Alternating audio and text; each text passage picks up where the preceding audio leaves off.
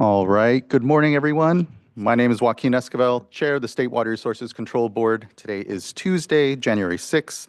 It is 9:02 a.m., and I'd like to call this meeting to order. I'm joined this morning by Vice Chair Doreen Diadamo, Board Member Sean McGuire, Board Member Laurel Firestone, and Board Member Nicole Morgan. This is a hybrid, and we're also joined this morning by our Executive Director, Eric Oppenheimer, our two Chief Deputies, Karen Mogus and Eric Ekdahl, our Chief Counsel, Michael Loffer, our Clerk of the Board is Courtney Tyler, and assisting her this morning is Margie Argel and Elizabeth Carrillo. As you can see, this is a hybrid meeting with both in-person and web components. If you're joining us virtually, you should be viewing us through our traditional webcast on the YouTube live website or the Cali PA website.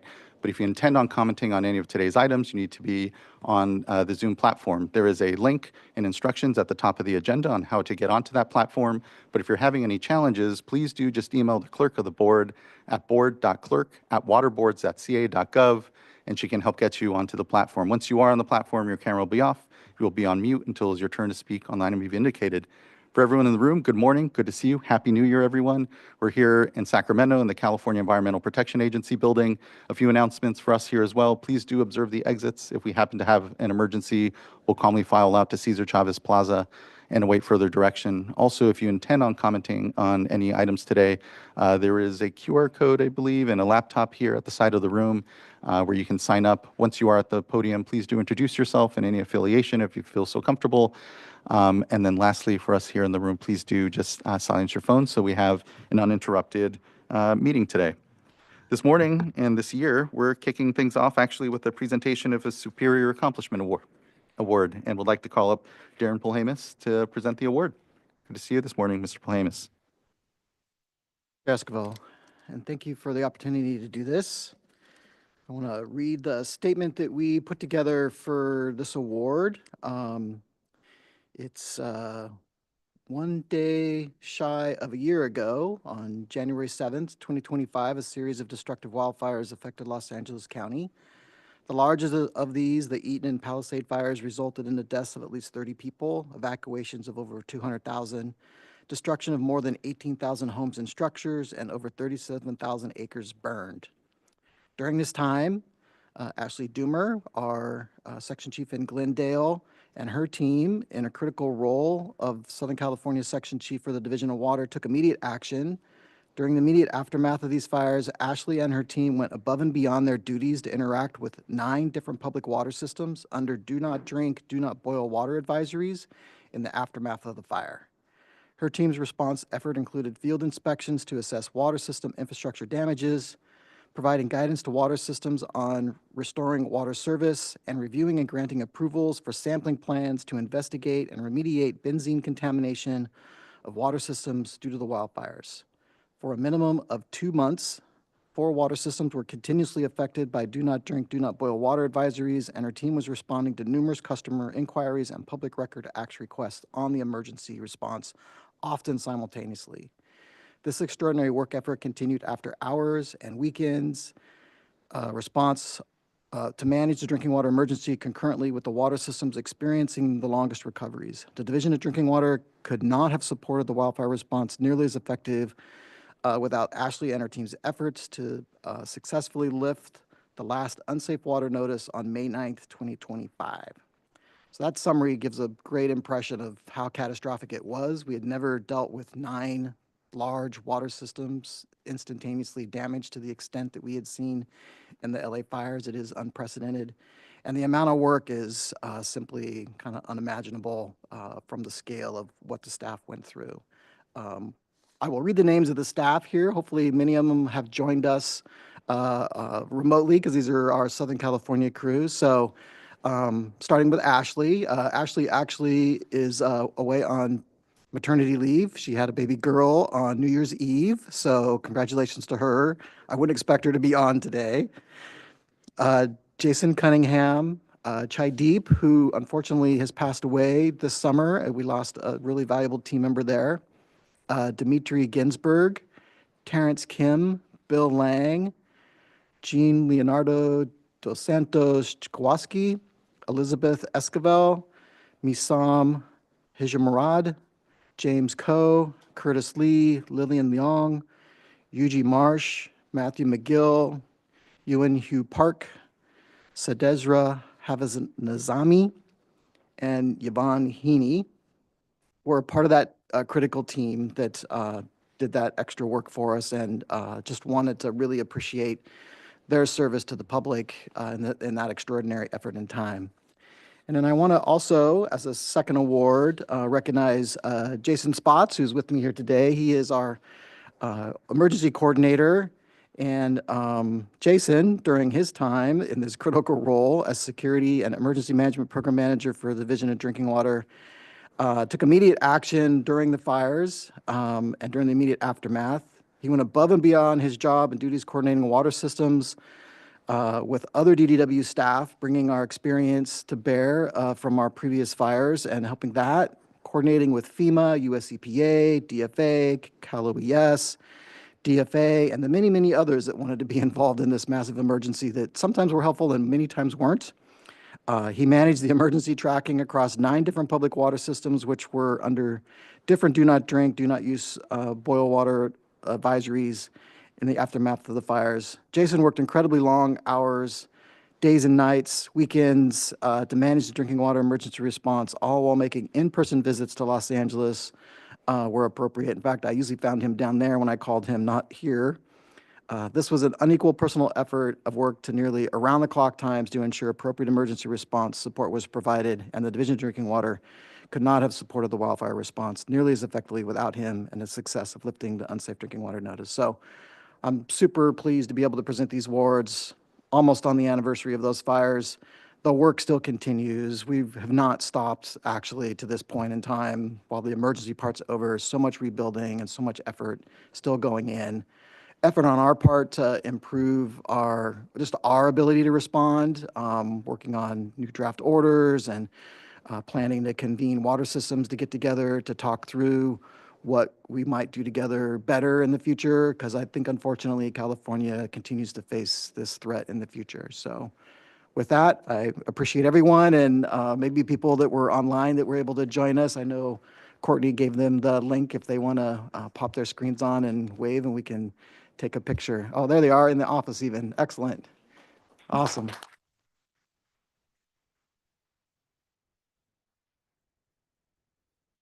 So thank you very much. Thank you, Darren. Really appreciate you elevating Jason and the Southern California branch group. It is hard to believe that it's been a year and still yet only a year from what was an incredible start to last year. To your point, and none of us were expecting a catastrophic fire in January in Los Angeles. But to your point, because of all the response work that has gone on to previous wildfires, working with systems, everyone just jumped right into action. And it was incredibly rewarding to see how quickly everyone mobilized, both on the emergency front, but then to your point, all the work that's gone in here to recovery. And so just a huge amount of thanks from myself, and I know from the board here, to everyone, because unfortunately, to your point, this experience is going to be used in the future, unfortunately. We know we're going to have continued extreme weather events, whether it's wildfire, floods, or drought. And so the work that the Division of Drinking Water, along with our emergency response team, which without that, I don't know where we would be currently. And so glad that, just a few years ago, we were able to spool up that resource and team. So congratulations to the team. Just thank you for elevating and acknowledging the work, and know that we do still have work to do. So thank you.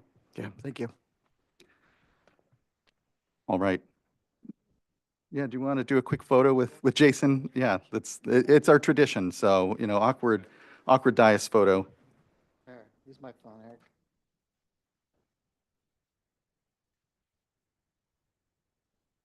Right here, Jason.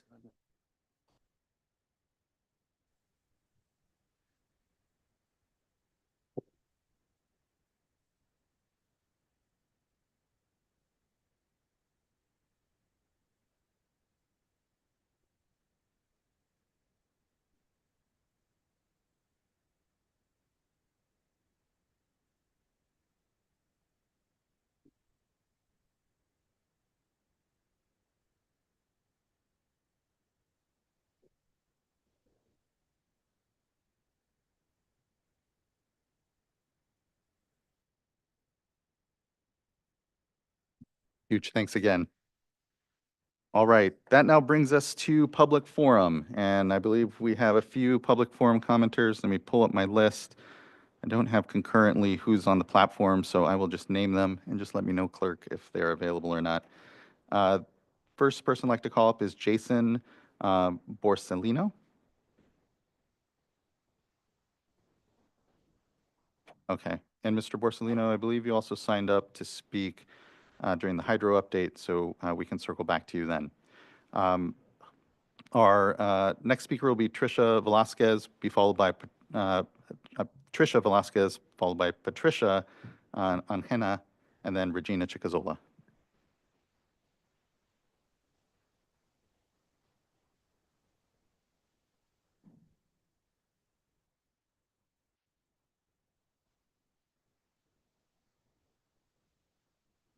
Ms. Velasquez, you should have been provided an opportunity to come on camera and or unmute. Oh, sorry about that. Oh, I thought there was there someone you are. before me. Oh, no. Good morning. Good morning. Can you hear me all right? We can, thank you. All right. Good morning. My name is Tricia Velasquez. I'm the Central Valley organizer at Save California Salmon. Last month, our organization and others submitted requests for the Water Board to extend the public comment period for the updated Bay Delta plan, but we've not yet received a response. We would like to reiterate our request to extend the deadline until at least April 3rd and to hold hearings and workshops after this date. The current timeline provides barely a month to review such an extensive and impactful document and coincided with the holidays at the end of the year when many people were not available to participate in the process. The current schedule for the hearing also occurs during a time of year that is very challenging and dangerous for those from rural communities to travel as well as have access to reliable internet and electricity due to winter storms. This poses equity issues and prevents those most impacted by the plan from being able to participate in this important process. We therefore urge the Water Board to extend the public comment deadline and reschedule hearing dates to a time frame that allows for adequate time for document review, safe travel, reliable access to remote participation, and sufficient time for tribal consultation and community engagement. Providing additional time will strengthen the integrity of the process and ensure that the board receives informed input from the communities most affected by the Bay Delta management decisions. We urge you to grant the extension many of us have requested and notify us as soon as possible so that our communities can adequately plan their participation. Thank you. Thank you, Ms. Velasquez. Appreciate you addressing the board here in public comment. I know we will be getting out a response here soon. And just thank you for the engagement on the Bay Delta plan and know that it is a top priority of the board. And so thank you. All right, next I would like to call up Patricia Anjena, be followed by Regina Chicazola, then Cynthia Cortez. Good morning, board members. My name is Patricia Anjija. I'm the treasurer for Amador's Heart of Gold, which is a newly formed nonprofit organization. And our purpose is to provide financial, emotional, and educational support to families affected by childhood cancer residing in Amador County. In only the past 2 years, there have been 6 cases of childhood cancer diagnosed in Amador County, one new case that we just learned of recently. And the limited resources available in our county led to the forming of this organization by 2 of the moms of children with cancer, whose goal it is to have Amador's Heart of Gold be the organization families affected by childhood cancer can turn to. Thus far, our communities have come together in amazing ways to support the families that have been impacted by childhood cancer, and I know that Amador County will continue to show up for any new families facing this impossible situation. The reason I am here today is to urge the State Water Board to have environmental testing be done, as having 6 cases diagnosed in only the past 2 years. 4 of these cases are children living in the city of Ione, seems to be more than just a coincidence. Per the National Cancer Institute, the national average for childhood cancer rates is 0.0048%. And Amador County's 6 cases out of a population of 41,029 per the 2020 U.S. Census gives us a rate of 0.015%, which is 3 times the national average. Even more concerning is that having 4 of those cases in Ione, either living in the city or going to school here, with a population of 5,306 per the 2020 U.S. Census, it gives us a rate of 0.075%, which is almost 16 times the national average. There have been many articles published in the Ledger Dispatch regarding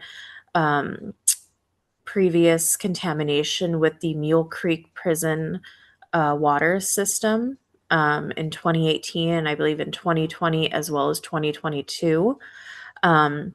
There was an article in the Appeal on May 15th of 2025 entitled, "If You Want to Live, Don't Drink the Water," and it discusses the prison population having significant illness from the drinking water at the prison.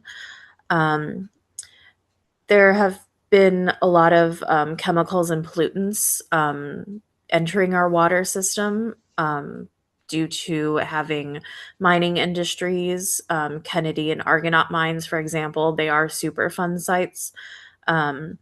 We also have the nuclear plant not that far from Ione, and it's just come to the minds of the moms with kids with cancer if those are possible contributions to those cancer cases. In either instance, we just want testing to be done to rule anything out. I have gone to the Central Valley Regional Water Quality Control Board meeting and spoke with them. I've gone to public health, both regionally and statewide, and various other health and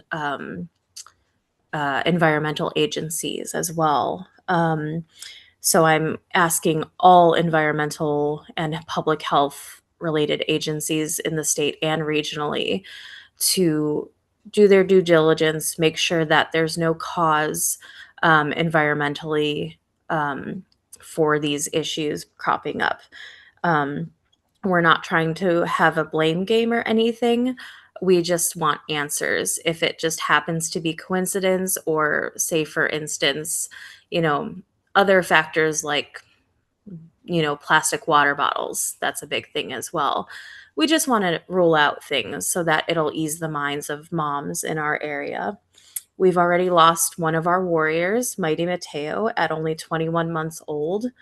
And we want to prevent that from happening because no family should have to go through the tragedy that is childhood cancer. I appreciate your time. Thank you. Thank you, Ms. Sanjija. I appreciate your advocacy and work here. Do know that regrettably we don't have resources for, say, community testing or that sort of deep public health nexus investigation that I'm aware of. But I will bring this up to my colleagues here at Cali, PA, and make sure that there isn't a way that we could contribute to some coordinated understanding of what's happening in the region. But really appreciate your advocacy and work here. Thank you.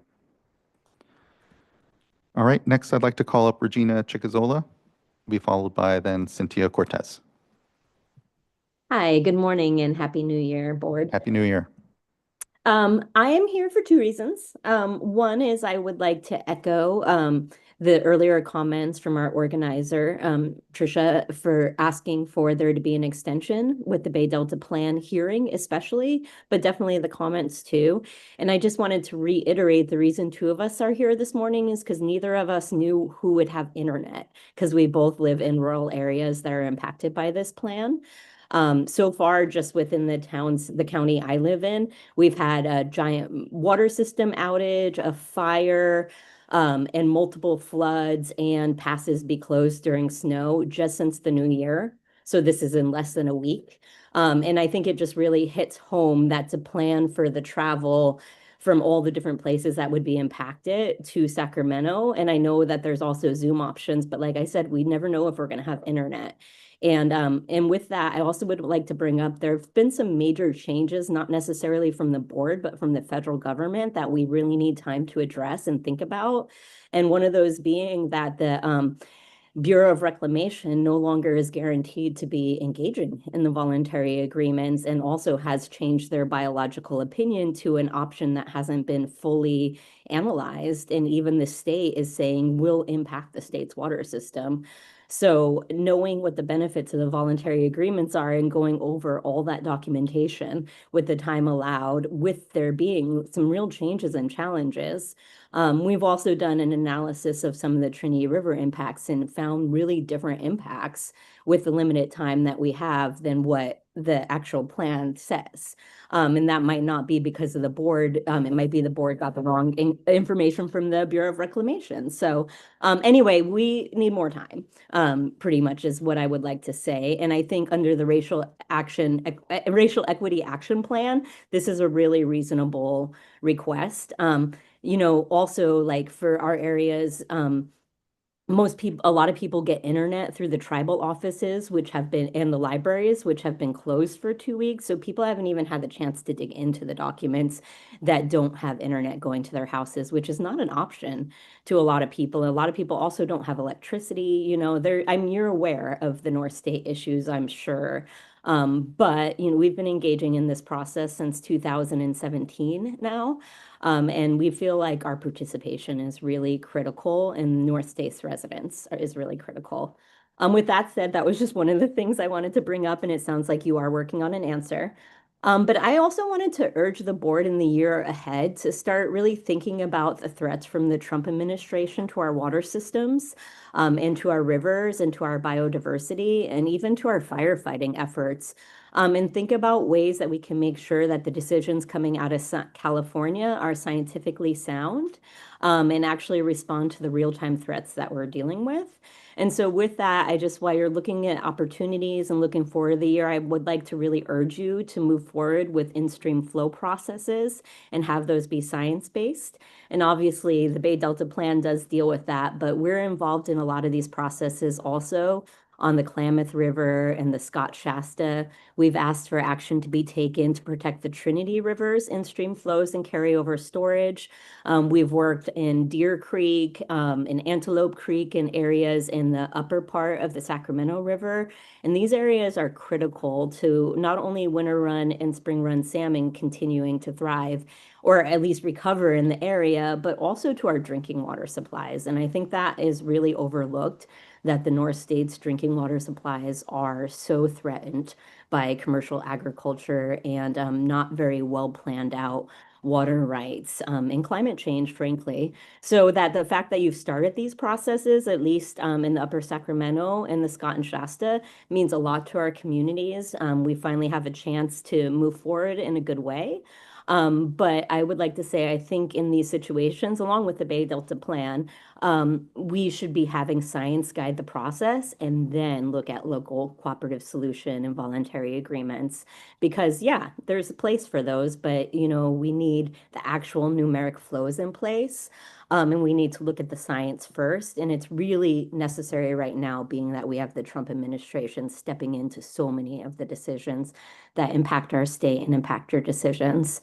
So with that, I have 10 seconds left, but you're about to have a lot of temporary urgency change petitions in front of you based on this new biological opinions. You're going to have 401 certifications that Trump's going against in front of you.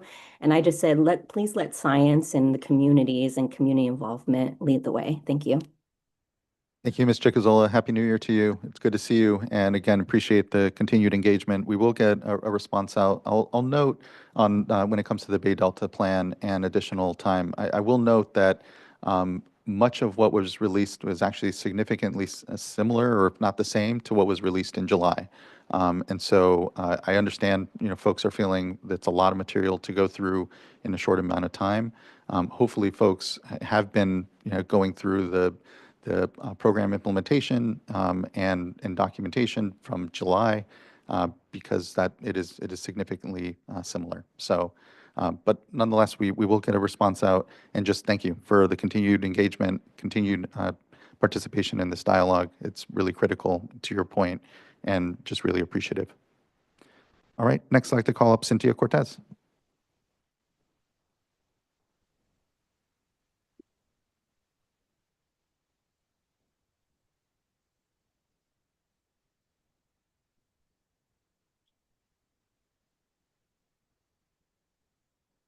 Ms. Cortez. Oh, there we are. Should be unmuted at this point. Can you hear me? We can.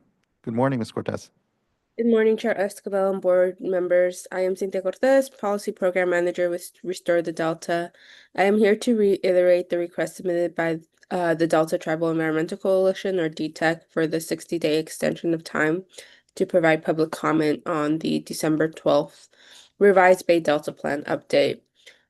33 business days to review and analyze and respond to the board's over 3,000 pages of regulatory text is an insufficient amount of time for adequate public review.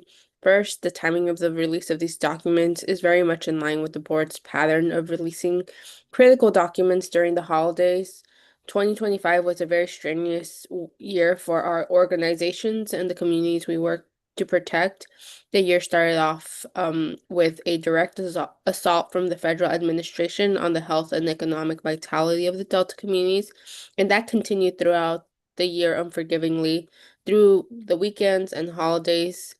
So we asked the board to respect the only time of the year that we all collectively take off for the holidays. Second, it is imperative that the board resolves the pending investigation to the civil rights complaint that was submitted by DTEC to the EPA now more than 3 years ago. And to resolve that before moving forward with any updates to the Bay Delta Plan. It has been over a year since the board received a proposed settlement agreement from EPA. Despite noticing the complaint for consideration at over 24 closed session meetings, the board has not provided any substantive response to that. We urge the board to grant a 60-day extension of the written comment period and a deferred or additional public hearing dates necessary for tribes, Delta communities, and organizations to participate in the process. Thank you for your time today and the opportunity. Thank you as well, Ms. Cortez. Good to see you and appreciate your comments here and addressing the board this morning. All right, I believe that wraps up our public commenters. And again, really appreciate folks that address the board here through public forum. And now brings us to our first item of board business, which is consideration of adoption of the December 2nd board meeting minutes. Look to fellow board colleagues if there's any adjustment to those minutes, and then otherwise, I'd be ready for a motion. I'll make a motion. I'll second. Thank you both. Ms. Tyler, can you please call a roll call vote? Board Member Morgan, Aye. Board Member Firestone, Aye. Board Member McGuire, Aye. Vice Chair Diadamo. Aye. I believe you might need to abstain.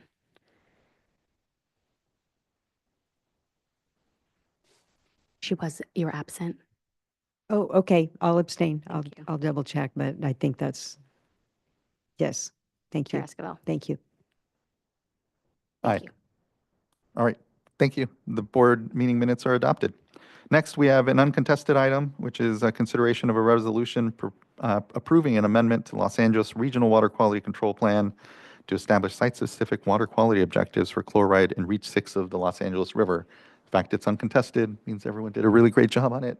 And unless there's a reason to pull it off, look to fellow board colleagues for a motion. I'll move to adopt item 2. Second. Thank you both. Ms. Tyler, can you please call a roll call vote? Board Member McGuire, Aye. Vice Chair Diadamo, Aye. Board Member Firestone, Aye. Board Member Morgan, Aye. and Chair Escobar. Aye. Thank you. Thank you as well. And the vote is unanimous and the item is approved. Next, we have our informational item on current hydrologic conditions and response. And I'd like to welcome up Jessica Bean to kick us off here. Yeah, and federal partners. Good to see you this morning, Mr. Nichols.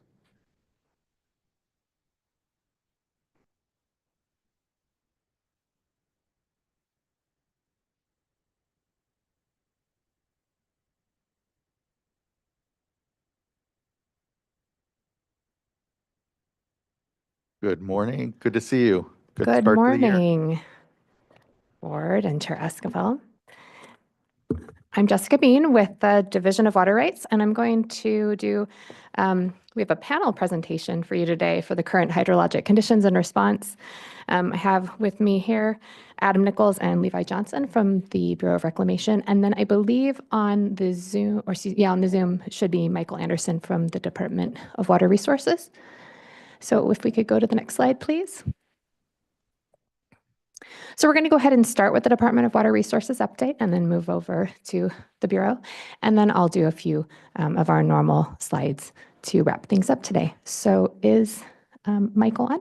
Okay, so Michael can go ahead and start. All right, can we go to the next slide? There we are. So welcome to 2026, the first quarter of the water years in the books. I thought we'd start with a title slide showing what a lot of December was like for us here in the valley and under that nice blanket of white fog, but there in the Sierra, some snow, not a lot, and a lot of clear conditions, interrupted by some rather impressive storms over the holidays. So let's go to the next slide. All right, so last year, just to remind you, a La Nina year, we had very warm conditions, top third to top 10% for most of our counties, and pretty much as expected La Nina pattern for precipitation, wetter in the north, drier in the south, with some of our Southern California counties having their third driest water year on record and eighth warmest. Let's go to the next slide and see where we are in the first quarter. And we see still very warm. We do see the impact of the fog with some cooler conditions there in the valley, but a lot of our other counties that were in the clear have seen some really warm temperatures. In fact, we had one day in December where it was 49 degrees in Sacramento and nearly 70 in Yosemite Valley. So definitely anomalous. But precip-wise, we've had some really interesting conditions. Very wet conditions in Southern California, and not as wet, but I wanted to zoom in on two counties. We have Ventura County in Southern California that's had 18.5 inches of rain so far. They only expect about 5.6 at this point in the water year, so definitely running well ahead of average. Our colleagues up in Del Norte County have had 35.6 inches, so closing in on 3 feet of rain so far this water year, but they expect almost 41 inches by this point. So they're running a little below normal. So it's not that it hasn't rained up there, it's just not raining as much as it normally would, whereas down south we've had a couple of storms that have dropped some really impressive totals. Let's go to the next slide. All right, so our California Water Watch, for those that like to follow along and see how we're doing, in the statewide look, we're running 154% of average for the state and about 57% of our water year in the books in terms of precipitation. We look over on the snowpack piece of the puzzle, we've got about a third, a little more of the seasonal total. Definitely distributed not uniformly. In the north, we're running behind because the lower elevation mountains of Northern California had a lot more rain than snow, so really only between 60–70% of average, whereas in the Southern Sierra, higher elevation mountains, running above average. Reservoirs on the whole are running ahead of average, which is good. So let's go to the next slide. All right, so here we are. We've got some numbers for you for the regional snowpack information. A lot of lines on there. If you want to look for that royal blue line, that's this year. Northern region, 23% of a water year, our April 1 peak, 61% for percent to date. You see it improving as we head south, as the mountains get higher and have more opportunity to catch snow. Let's go. Next slide. All right, so let's talk about this. We've had two La Nina years, but they're really coming together rather differently, and let's explain why. La Nina happens when we kind of flatten the equator to pull temperature gradient. That allows the jet stream to meander more. And the high pressure in the Pacific then becomes a really key feature we want to keep track of. Last year, we saw an amazing amount of time where it was right over California, or just offshore to allow that cold air to come down in the Great Basin. When that happens, that's when we get those Santa Ana and Diablo winds that caused all the problems at the beginning of 2025. This year, we've seen it move more. It has been really further to the west, north of Hawaii, allowing cutoff lows to come down offshore.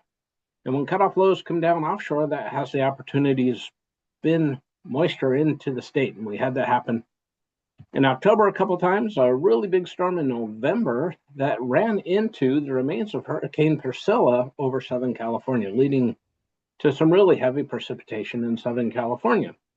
In fact, Ventura County had over 7 inches of rain in November of this year. For all of water year 2025, they only had a little over 9 inches. Just to give you a sense of scale of how things are and playing out and how one storm makes a big difference. Now, I mentioned back in October, watch for long duration atmospheric rivers. And sure enough, right around the Christmas holiday, we had over 100 hours of atmospheric river conditions in the state, leading to some localized flooding. The main flood control system really performed as expected. We're flowing the Sacramento Basin, everything's staying under control there. And that happens when that high pressure moves up closer to the Aleutians. Jet stream decides it doesn't really want to go up and around. It's going to cut under and bring in that tropical moisture right to us. That cold air coming down from the polar jet stream, the infamous polar vortex, really has been impacting eastern third of the U.S. more this year than where it was further west last year, bringing that cold air into the Great Basin, causing more windy conditions for California. Let's go to the next slide. All right, so back in October, Climate Prediction Center said this is what the next 3 months should look like. Above average temperatures for the southern third of California, northern 2/3, equal chances. Really no information in the climate system to give them guidance one way or the other. However, they really do expect precip to be dry from the Bay Area south. Now let's go to the update here in the second part of December on the next slide. And we see that they've moved the warm line north and the dry line south, indicating that there are going to be those opportunities for those punctuated wet events. And because of those, they're a little uncertain about how everything north of Monterey is going to be, but really do expect our southern counties to dry out as we move through the rest of winter. So let's go to the last slide, I believe. Nope, got one more.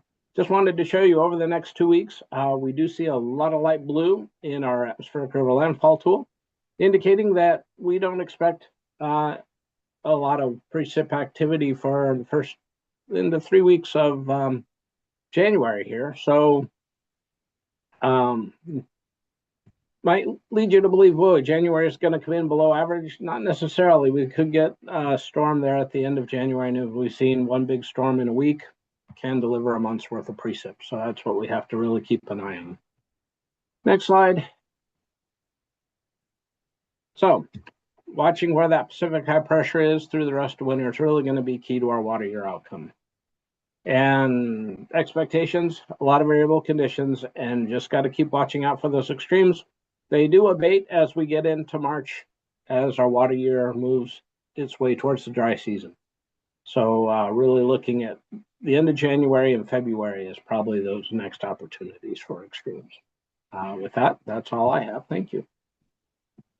Thank you as well. Really appreciate the update here on the hydrology. I know, for many of us looking at that dry December, those late storms that started to come in here in December were really welcomed, and sounding like it's drying out here for January again. So I know it really continues to emphasize for all of us that each water year is like a snowflake, unique unto itself, and really just have to learn how to continue to make sure we're operating off of real-time data and information, and as best we can, continuing to improve that seasonal forecasting.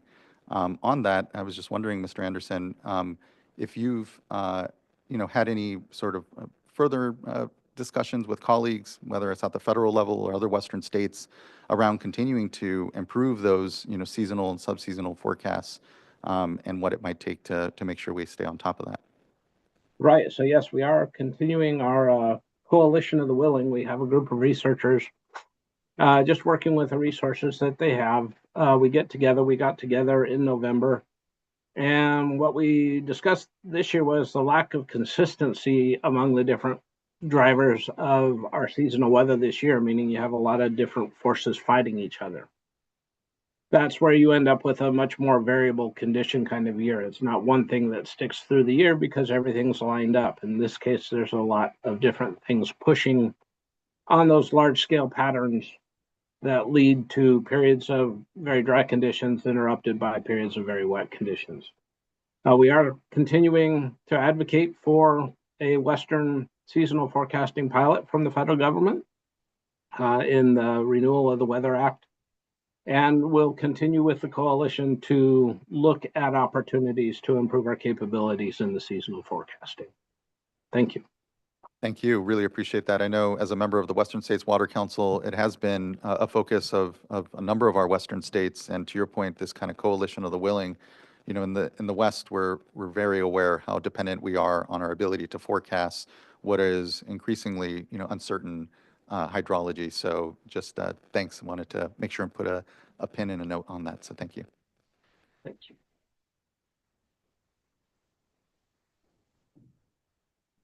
All right, well, thank you. Thank you for allowing us to speak here today before the board.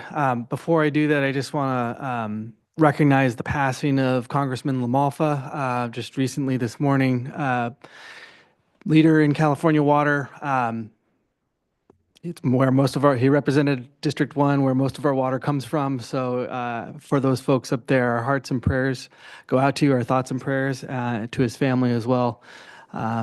So looking forward now, I just want to note that I'm now into my 10th month of the acting role of the regional director. I can no longer, I maybe have 2 more months left to say I'm still learning all of this, but we're working through that. The Central Valley Project is a complex project with multiple facilities, multiple watersheds, and competing demands for these limited water resources. We sometimes have abundance, and then other times we have very little. We coordinate very closely with our state partners, State Board, DWR. We're routinely talking with them and coordinating, and I'm accompanied here with Levi Johnson today, who will go over sort of our situation in the forecasting a little bit here in just a second. But we do, despite having the largest reservoir in the state of California, it is still kind of tiny compared to, say, our Colorado River friends who have lots of storage, but just not the hydrology. So these small reservoirs and all the competing demands and the flashy water systems that we deal with does make it a very complex situation and does change day to day. And our coordination with DWR is critical on that matter. We continue to commit to our open, as transparent as possible through our and committing to our scientific tools for making better decision making. This process is sometimes complicated. It's sometimes there are disagreements about how you implement the science. There are folks who will continue to disagree with the process, and that's okay. That open dialogue and that open conversation is something that we're trying to encourage. So it is my sincere commitment that we will continue to focus on doing that and making those improvements to our communication. And with that, I'll turn it over to Levi, who will talk about our current water year. Thanks, Adam. Board Chair, members, thank you for the opportunity to provide a brief update on water year 2026, really from a CVP or Central Valley project perspective. Next slide, please. Just to organize the next 18 or so slides, we'll start with current conditions, specifically on the precipitation. We can walk through some of the major Central Valley project reservoirs, where those stand.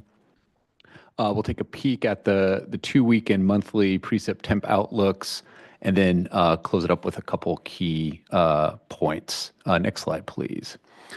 So at the last update we provided early October, we were just kicking off the water year, a lot of unknowns.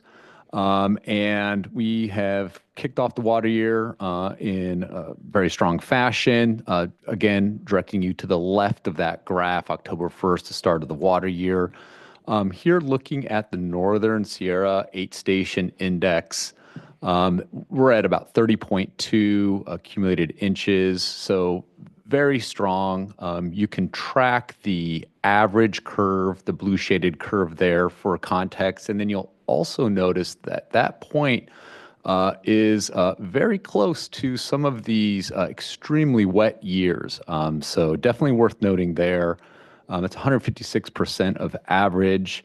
And, just very strong start and hoping that that will continue as we make our way, especially through January, February, and March. Next slide, please. San Joaquin, similar, starting October 1st at the beginning of the water year, and now yesterday or 2 days before, we're at 19.3 inches, again above that average curve, 150% of average roughly. And again, very close to that 2016-17 curve. So definitely very strong, but again, we've got a little ways to go, especially with the January, February, March wet season, and hoping to get to this, robust cumulative precip average for the entire year. Next slide, please. So quick snapshot at where we're at. Draw your attention, the water year WY 2026 is where we were at in storage a few days ago on some of the major reservoirs. Again, consistent with Dr. Anderson. If you look at the final, the last column there, above the 15% year average across the board. The exception there on that graph is the Federal San Luis storage, though that reservoir is a function of Delta exports and south of Delta demands, not natural inflow. And that actually has been gaining and is expected to continue to gain. I guess one outlier is Oroville. It says CVP reservoirs. Oroville's not a CVP reservoir. It's operated by our Department of Water Resources partners. But I'll just note very robust storage and way above the 15-year average as well. Next slide, please. So let's take a quick, let's focus in on some of our major reservoirs on the CVP side, starting way up north with Trinity. It is sitting over 2 million acre foot of storage. And again, similarly, you can track the light blue shaded for the averages on that date. A couple other curves there for you to take a look at. But very high. We have been implementing a synchronization flow on the Trinity River. We actually cut the reductions on those flows recently and will likely be increasing releases because of the response from these latest systems and inflows. So above average and very dynamic operation on the Trinity. Next slide, please. Looking down at Shasta, so we started about around 2.6 million acre foot back on October 1st, and the trajectory of that line, especially with these latest systems, is telling. Over 3.5 million acre foot right now as we make our way into January. Again, the average curve shaded below for some context. There is a top of conservation line represented in red. We are encroached at Shasta. This is a typical operation. And we have been increasing releases into the Sacramento and will continue to do that. We are on the receding limb of inflows with these latest systems. So as those come in, we'll track. And again, this will be a dynamic operation in terms of what kind of releases we have into the Sacramento River. Next slide, please. On the American, apologize, I'm not sure why I pulled these curves. It makes it look very messy, but again, starting October 1st, just below 450,000 acre foot storage.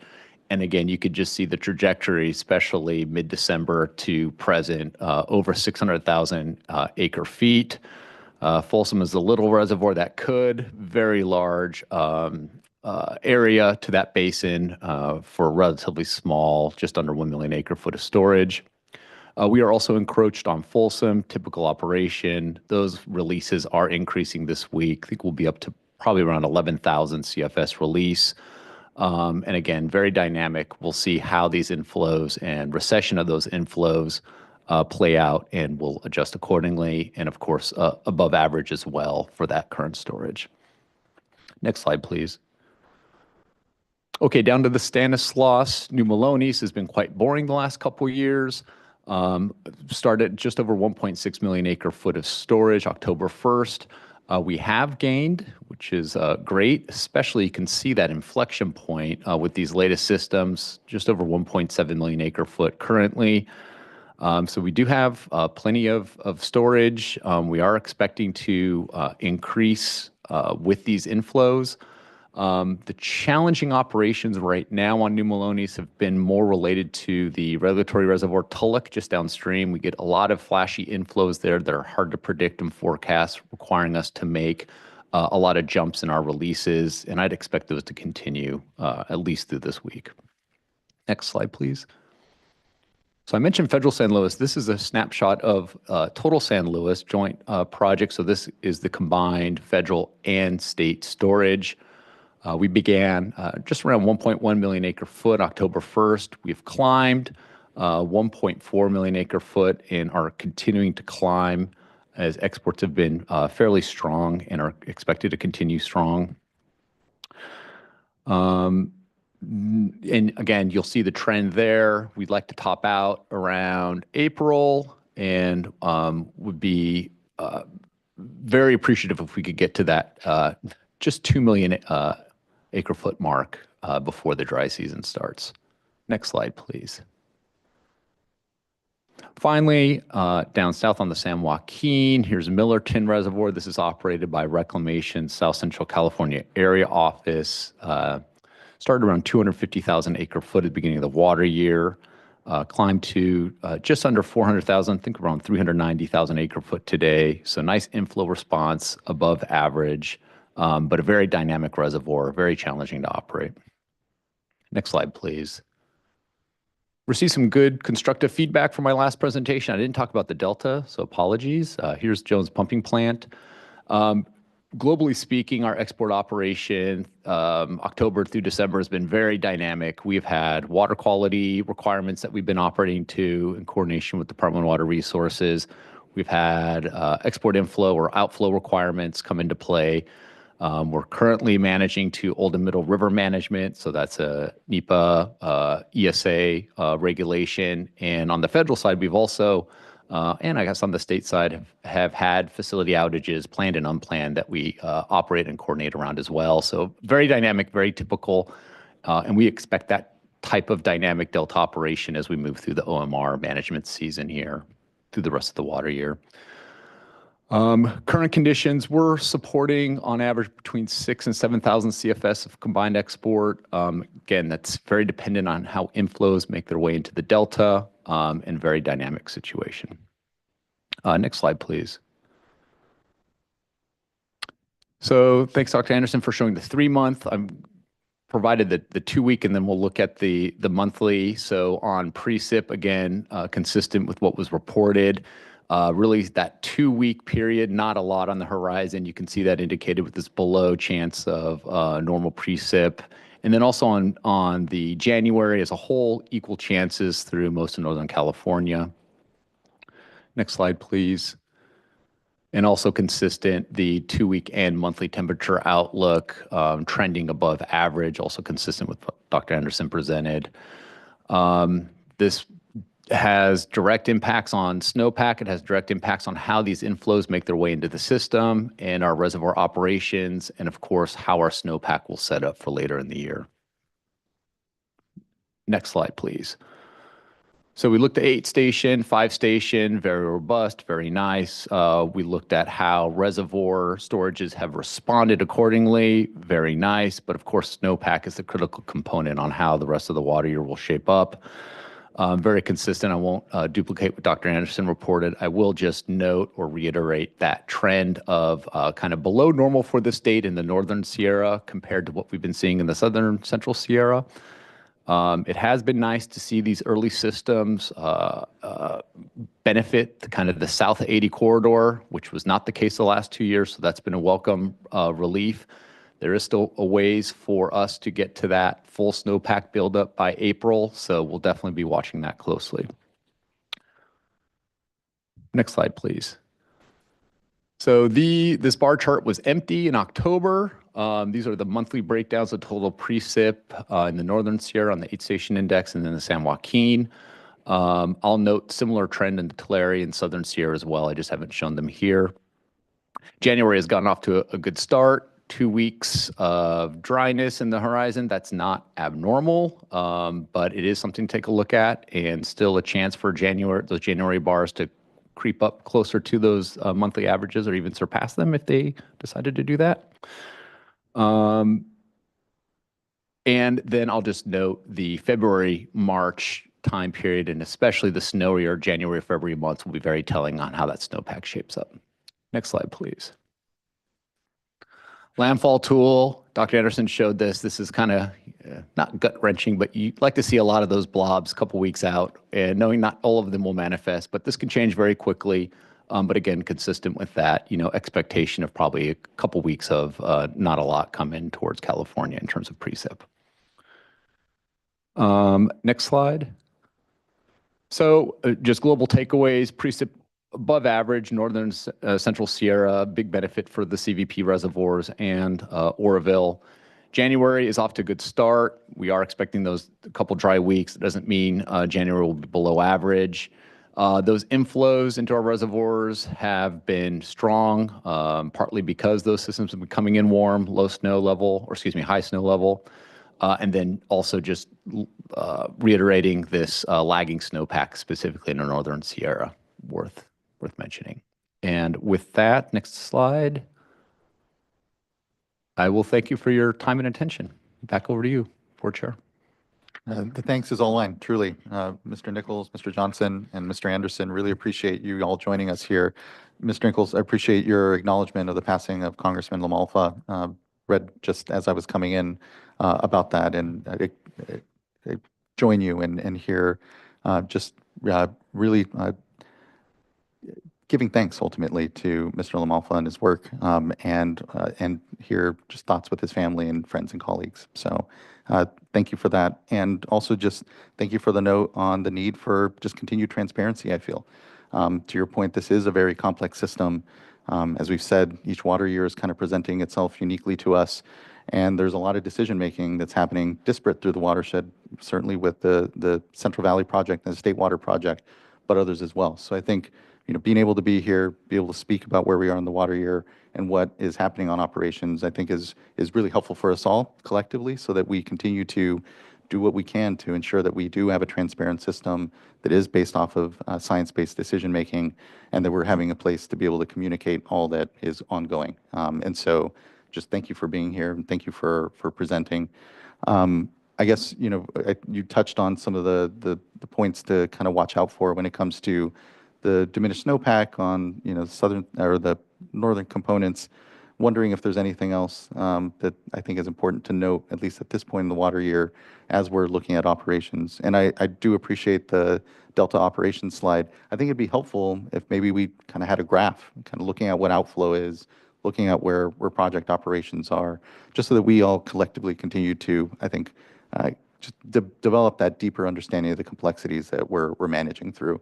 And, what is staying in the system, what is coming out of the system, something that I know is, not easy to parse out oftentimes, but increasingly, as we think about real-time operations, I think, what is the data that comes along with those real-time operations that is best to sort of elevate, I think is worthwhile. But just wondering if there's anything, that wasn't necessarily covered that you think might be important to make sure and flag as we start to walk through this water year, whether it's requirements from, ESA side or D1641, just wanting to continue to understand what are the limitations or ultimately the regulations that the projects are operating to.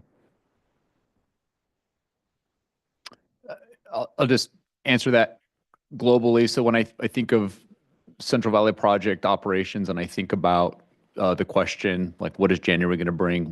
How is the water going to shape up? There's just a lot of uncertainties that we're dealing with. So the meteorological uncertainties, specifically on precip and snowpack, are going to be a huge factor January through March, no doubt. Looking beyond that, the meteorological uncertainties on whatever snowpack is there and how it makes its way down is a huge issue in terms of inflows, water temperatures, et cetera. Delta operations is always uncertain. Are we going to be operating to OMRI? We don't know what the fish are going to do January through June. And so that's always an uncertainty. It's very hard to bake that in to guess on what we think our capacities will be in terms of Delta export.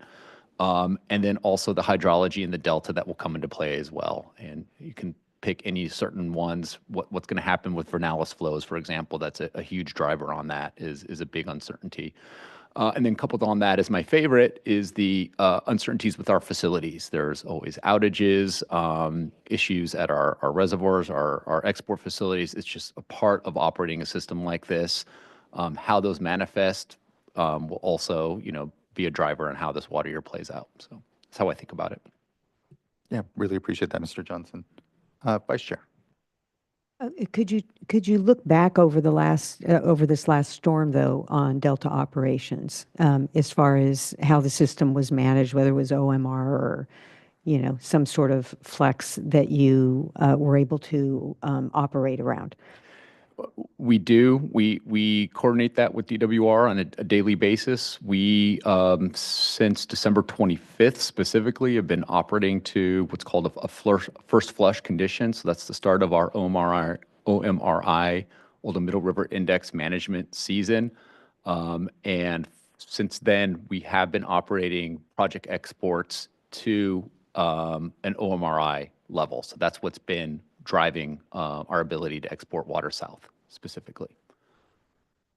I appreciate that. And if I can ask further, I know that I think that Old Middle River Index management that you're managing to kind of has a range basically, right? And it's around negative flows on Old Middle River. At this point, that's being allowed to go up to what, negative 5,000 CFS or so? No more negative than minus No more. 5,000, correct. Yeah. Yep. And just wondering then kind of to what negative flow, I guess, the projects have been generally operating to. Has it been up around that 5,000 or has it been, somewhere lower, I imagine? The delta is very dynamic, so you could look at it daily. We try and target that minus 5,000. There have been instances where we're not aligned on that OMRI level, which if you look back at what those actual values were, they'll be more conservative than that minus 5,000. But that we strive for that range. Okay, yeah, thank you. That's helpful. Looking to other fellow board colleagues if they have any questions or thoughts for folks.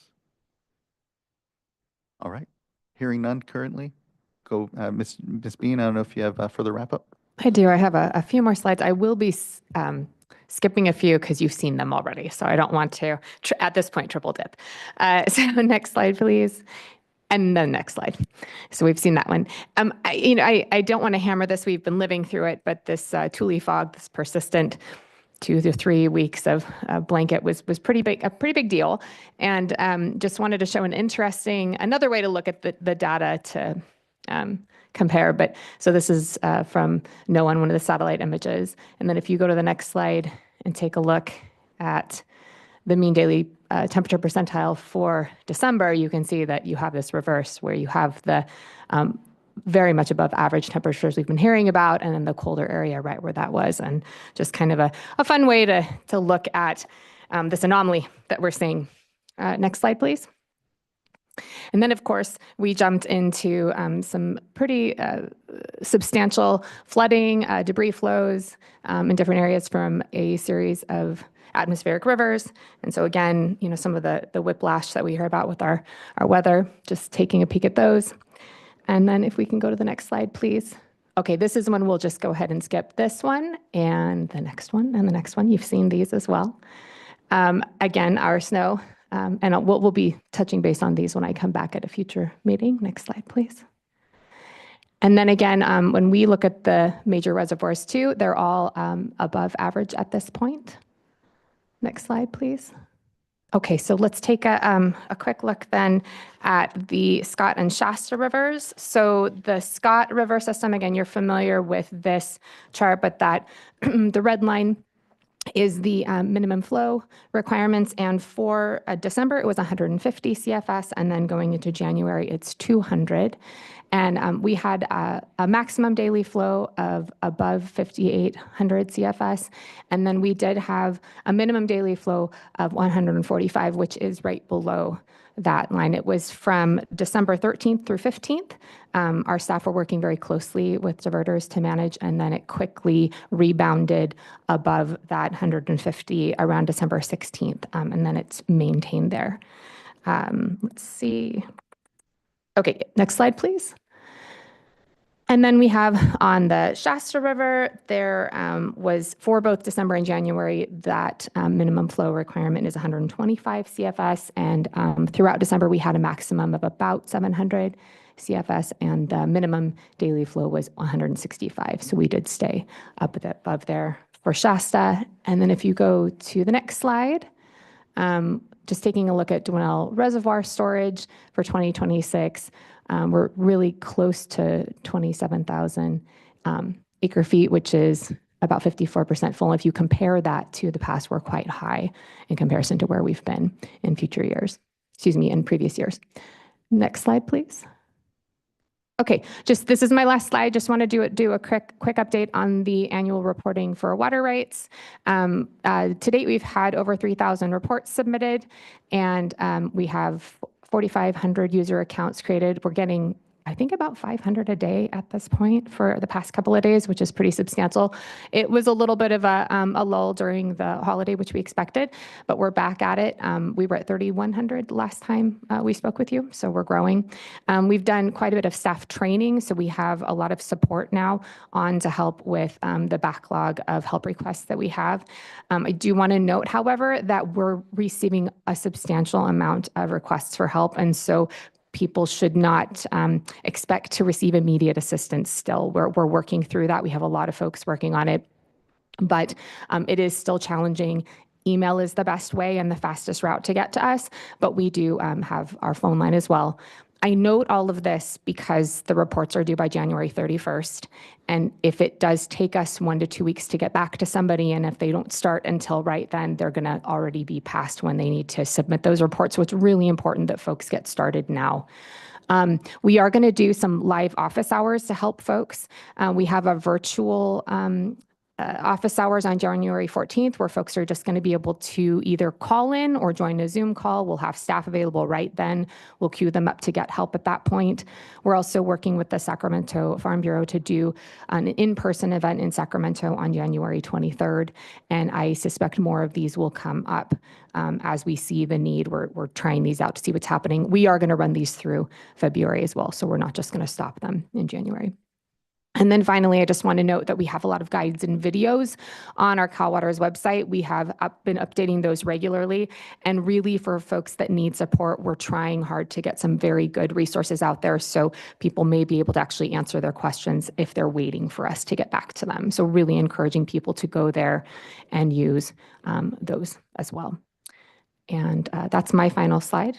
So thank you. Really appreciate that update on the reporting, especially, and reminder to folks. When it comes to the virtual office hours on January 14th, for folks to sign up to that, should they just go to the website for Cal Waters and it should be up there? Just wondering where best to direct folks if they're interested in that. Absolutely. We're going to have the information up today. We just quickly made the decision as of yesterday. So we're going to get that information up today, and we're going to send an email blast out to folks. We're also coordinating pretty closely with the rest of our Farm Bureau contacts and our Cattlemen's Association contacts, and they're helping to push the information out too.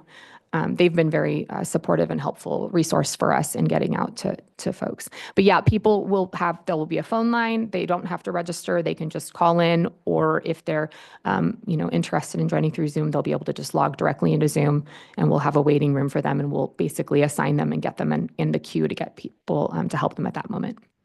And huge thanks to Farm Bureau. I know the Association of California Water Agencies also did a webinar. Cattlemen's, everyone that's going out there helping us to connect to their membership to make sure that they're aware of this change, are getting the help and support that they need in order to make it. And really looking forward to what the data will be better providing for us. And I know you've done it in past, and we'll just request we do kind of where are we sort of check in as we kind of come close to the deadline, just so that we can give some numbers to folks out there so we can all collectively understand kind of how we are doing this year compared to previous years with the new platform. So thank you. Vice Chair. Well, thank you for all that additional outreach, and it looks like the word is finally getting out. So I think we're all going to be really interested in seeing what those final numbers are. An additional request, though, on those that, with respect to those that have reached out, are you talking about these are email requests or they're coming in through the phone line that you may not be able to get back to these individuals? We are going to get back to everyone. It's just, as you can imagine, very challenging to coordinate with people. You know, someone calls and leaves a message and we play a little bit of phone tag back and forth. But it's just, it takes a certain amount of time and we have a limited amount of people. So it isn't going to be an immediate response. And that's where we have upped the number of people that can help. And we're really trying to triage those things and get back to people. But we will get back to them. It's just if somebody calls us on January 30th, and needs help getting into Cal Waters, it's highly unlikely we're going to get back to them by January 31st when they would need to submit their report. I will say there is a little bit of a grace period on the late reporting, so it isn't such a firm deadline at that point. But it is something that we encourage people to come in as early as possible for that because it's just going to take time. Yeah, no, that's great. I misunderstood. I thought Yeah. that you may not be able to get back by January 31st, but you are making an attempt, so at least, even if you leave a message, you can direct them, check the website in the meantime. There's a lot of FAQs. You might be able to get your questions answered. Yes, and we're trying to regularly update our messages, both on our email auto replies and our voicemail to let people know if there are other options for them to help direct them in those Great. areas too while they're waiting. Thank you. And then I just had a quick question on Dwinelle Reservoir. And this is, just not remembering. Could those higher numbers be due to management or it's just a big precip year in that area? I do not know, and I'm wondering, Eric Bechtel, do I know you? Dwinelle comes up frequently in terms of management options, but I'm just not remembering, if they're actively holding water back because of the issue with cold water and the sort of the exchanges that they've been talking about in that area. My understanding is it's primarily driven by precipitation, but we will reach out and we'll come back with additional information next update. Great, thank you. Thank you, Vice Chair. Looking to other fellow board colleagues, if there's any questions or comments on the hydro update. Hearing none. Thank you all incredibly, and Happy New Year. We'll see what 2026 has in store for us here. And look forward to, let's figure out when an appropriate moment to come back and continue to circle back on operations and the hydrologic conditions with folks. I think, again, this has just been very helpful, I know for me, and hopefully helpful for other folks as well. And I think I'm looking to make sure we continue to use the space here to transparently discuss what's happening out there and help bring folks along. So much appreciation. Thank you. All right, that wraps. Oh, wait, apologies. I do have one commenter, I believe, on this item. Let me pull up my. Okay, and the individual's not on the platform currently. All right. Well, before we move to board member reports, I believe Mr. Bob Gore would like to make comment. It should be on. I think we just have it automatically on these days. I was reading the fine print. Yeah. My apologies for the late comment. I wanted to add to Darren's recognition of staff for the response to the fires. These tragedies have a prolonged impact of a significant nature on careers, and the performance of the water board staff has been exemplary to a very fraught and prolonged crisis response. I can say that because my wife, who retired after 40 years a year ago, lasted 2 weeks, and the governor called her back to Cal OES to help with as an acting deputy director, and I didn't see her for 6 months. So it was an unusual kind of low-key in terms of staff impact crisis. So your staff deserves a lot of recognition for this.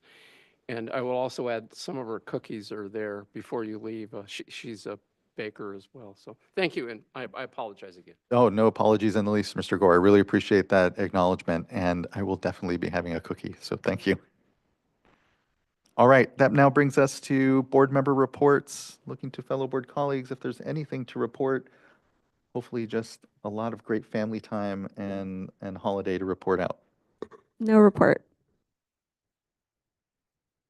Thank you, board member. I Because we didn't have a second board meeting in right. December, there were a couple weeks there where I was not on holiday. December 3rd, I attended the Aqua Conference. I actually did not speak at the Aqua Conference for the first time in many Aqua conferences, so that was a different experience, and I appreciated that. December 11th, I had the opportunity to attend the Safer Advisory Group meeting, which in Salinas, which was great. I was really thrilled to be a part of that discussion that morning, and then in the afternoon was able to attend a portion of their tour to one of the drinking water sites at one of the schools in the area, and that was also very educational and helpful for me to see. On December 12th, I joined up with the Central Coast Regional Board, and they were doing a site visit of Chevron's Guadalupe cleanup site south of San Luis Obispo. And that was remarkable, actually, to see the level of cleanup and restoration that they've done in that area to counter historic well drilling, well production operations there that were very devastating to the coast. You probably have heard about that in recent decades. And they're nearing, the cleanup operations are going to be continuing for some time, but they're nearing a point where they'll be able to hand off much of the land and actually considering reopening it to the public. So it'll be really exciting to see that really treasured space go back to public benefit. And then on the 19th of December, last item, I was able to go up to Fort Bragg, where we were fortunate enough to be able to provide the city with a $12 million grant to upgrade their drinking water treatment plant. So it's really always, as an engineer, as I always say, very exciting to see infrastructure and pipes and new filters and things of that nature. So I enjoyed that visit, but also just reflected on the water supply challenges that Fort Bragg has had during the 2014 drought. I think you may recall their normal diversion supply for that water treatment plant from the river was the river was drying up, literally. And we were fortunate enough to be able to help the city with an emergency desalination package unit. They still have that unit on standby because they're still, even with the upgrades, they're still sort of sensitive to the hydrology in that area. And they're actually pilot testing another desal technology right now. I don't know where it will go with them, but it's a wave generated desalination facility, floating buoy system. So I'll be learning a little bit more about that. Anyway, just despite the rain that we've been having, and I know it's been raining quite a bit in the Northwest, it's just being mindful that even those areas are sensitive to drought as well and need to keep investing in water resilience. That's all I had. That's great. Thank you, board member. On December 3rd, I was on an aqua panel. I also attended the Association of California Water Agencies. It was on accounting in the Delta. Letitia from the Public Policy Institute of California on their Water Policy Center was on the panel along with someone from the State Water Project Contractors, Chandra. And then on December 11th, I was down in San Diego for a joint informational hearing on the Tijuana River. Was planning on actually attending the tour in Salinas, but called away, and glad we have 5 of us here so we can all spread the state. And then between then the 17th and 18th, I was in Las Vegas at the Colorado River Water Users Association convening conference. And so that was good to be there. Was there in my capacity as, a member of the Salinity Forum and Western States Water Council, just kind of keeping ear to the ground a bit. And we have, challenges on the Colorado, we may have heard as well. And so actually we'll likely be having an update here on the Colorado River from the Colorado River Board. We've had that periodically. It's going to be time for another. And so it was good to be there, though, and connect with colleagues and folks. Vice Chair. So I too participated in the Safer Advisory Group meeting, and just some thoughts. It was really well attended. The discussion was just very collaborative amongst the advisory committee members and others that were there. The room was full, and I'm really glad that I was able to be there. And then also participated in the tour, Echo Valley School. It's a regionalization project, but they've been provided with bottled water, due to contaminated wells. And they were very appreciative of the role that the SAFER program has played. And then for me, probably the most impactful moment was going out to, I'm just looking at the agenda here, it was Stop to McGinnis Road in Watsonville. This is an area where there are a lot of domestic wells and septic systems. And what really struck me was just how the community had come together as a result of these contamination issues. Neighbors that saw each other in the past, and then because a couple of neighbors took this on and started advocating, now it's a very tight-knit, you could just feel the closeness. There were a number of people at this stop basically there to thank us because this is leading toward a consolidation project. And, in the meantime, there's a study and they see a pathway. So they were just very much appreciative of our role. But also, it just reminded me of the importance of well testing upon the transfer of property. So these are primarily people of color that have worked their entire life to get enough money to buy a house, and then they buy it without knowing that the well is contaminated. And so I know that this is something that we've talked about, a ledge proposal. It just has never really gotten off the ground. But in the meantime, I think that it's a valuable use of resources to provide outreach so that people don't unwittingly fall into this sort of a trap when they use their hard-earned money to purchase a home. You're here. Thank you, Vice Chair. Board Member Morgan. And I do not have a report. Fantastic. Thank you. That brings us to our Executive Director's report. Executive Director Oppenheimer, what do you have for us? A couple things to highlight. First, Division of Water Rights issued 3 5-year temporary groundwater recharge permits. Just wanted to mention that because it's timely. Hopefully the permittees were able to take advantage of these recent storms. So hopefully that worked out. And then the other thing I wanted to mention, there's a write-up from our Office of Information Management and Analysis on a tribally centered freshwater harmful algal bloom monitoring training series that they're working on. I actually wasn't aware of it until I saw the write-up in the report, so I thought I'd highlight it for others. There's 3 sessions coming up this quarter, I believe January, February, and March. Looks like a great opportunity for tribal environmental departments and our staff. And that's it for this month. Thank you. Thank you for elevating that. When I had seen that, I think there was like an email blast that came across at one point. Was just as well really glad to see that work ongoing. And I know that a lot of it was developed with, I know, tribes up in Clear Lake and others. So I just really appreciate the continued evolving relationship with our tribes on those issues. Thank you. All right. Nothing from board members on Executive Director's report.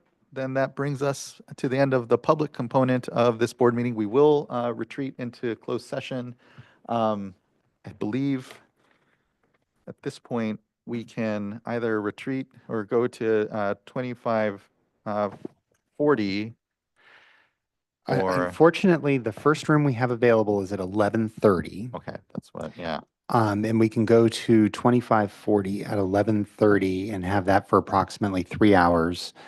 And then it will be available again at 2:45, or at noon, we can go to 2550 for the entire afternoon. Yeah, we'll just say at this point, let's get to 2540 at 11:30, and then we'll play things from there. And yeah, we'll have to take a lunch somewhere in there, but we'll figure it out. Let's just get started at 11:30 then. Gives folks about an hour here before we do. If that works. Okay. And Chair Esquivel, I believe the only discussions today are on the sites applications as opposed to the 2 items that are noticed. We will not be convening on the water Delta conveyance project from the Department of Water Resources.